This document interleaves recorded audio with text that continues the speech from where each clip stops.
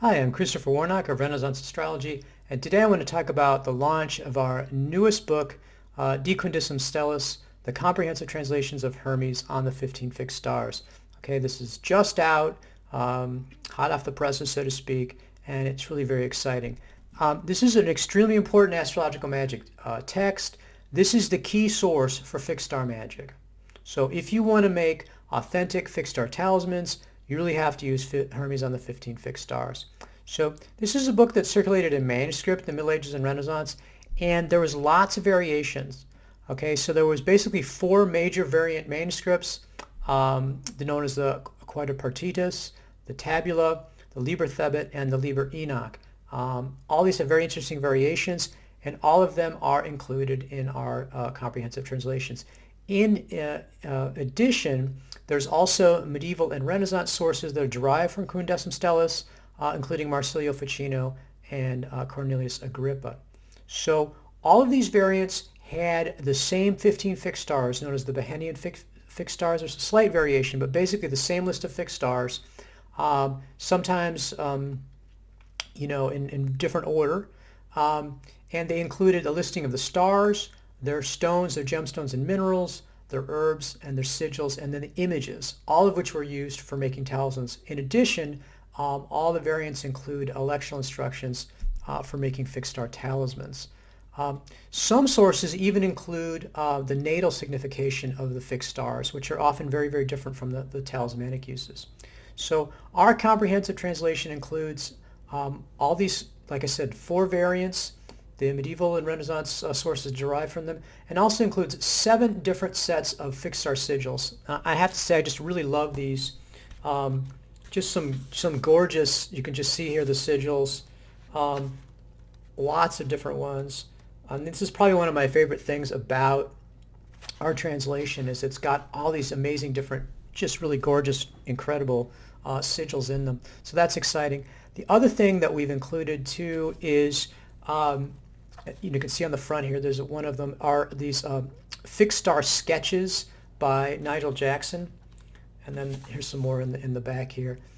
These have never been published before, so I'm really excited to be able to have really a good place to put them, and kind of exciting to have all this information and as well as these beautiful illustrations and sigils available in the book.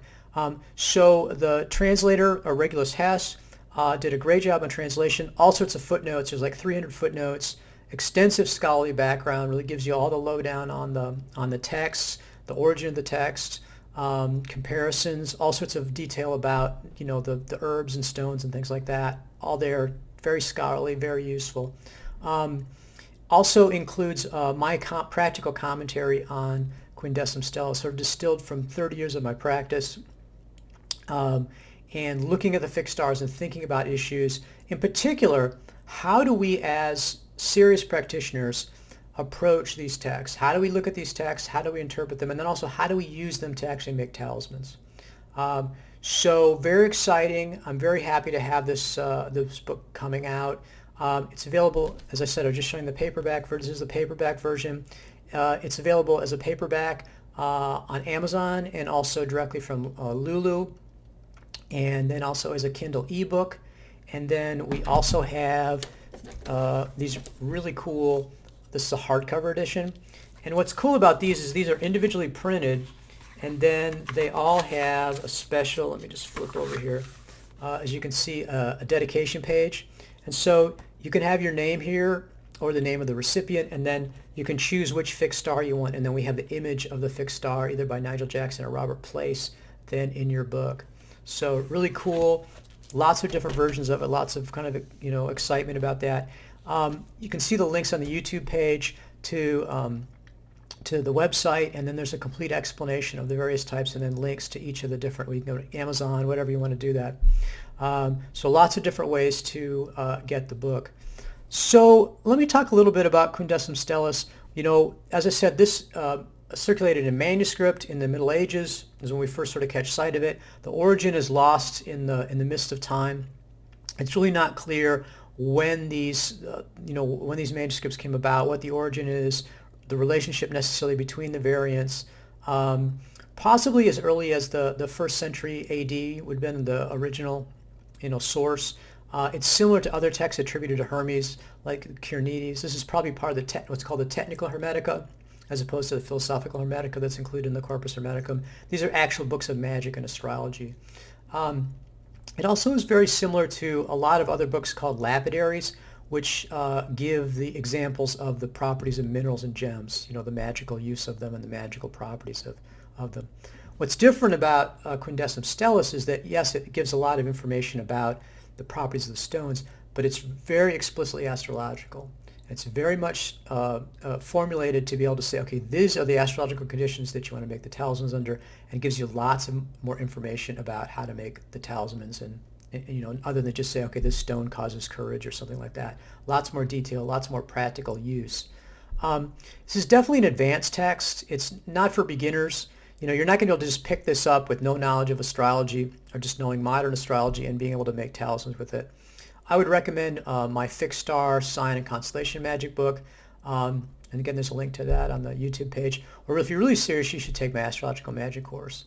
And that'll really teach you how to do it. But the expectation that you're just going to be able to pick up this very complex subject from a single book, I think is not really reasonable. But what this is for people that are really serious about astrological magic, already have a grounding in it, and really want to take themselves to the cutting edge level, to the elite level.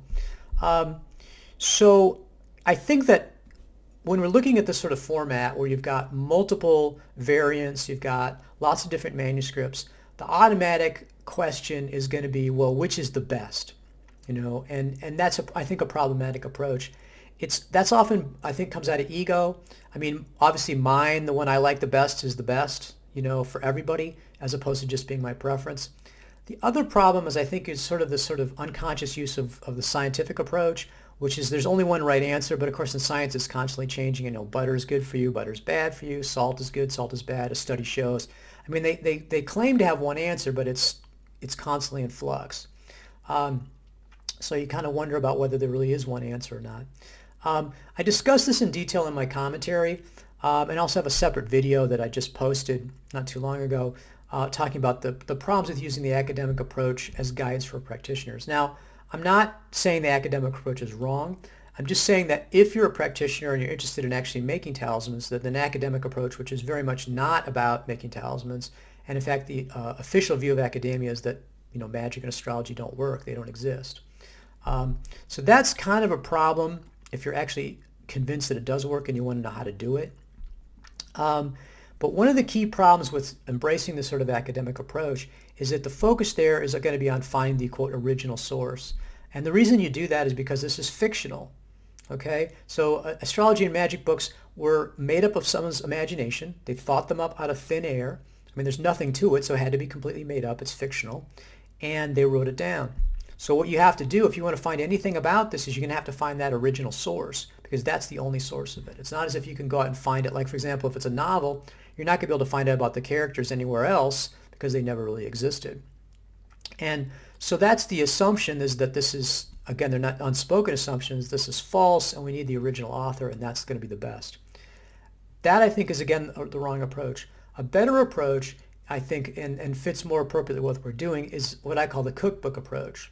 In other words, I mean, a cookbook is something that's made by a practitioner who has experience making the thing and writes down a recipe to enable other people to do what they're doing. And I think that really closely approximates what Quindecim Stellis is.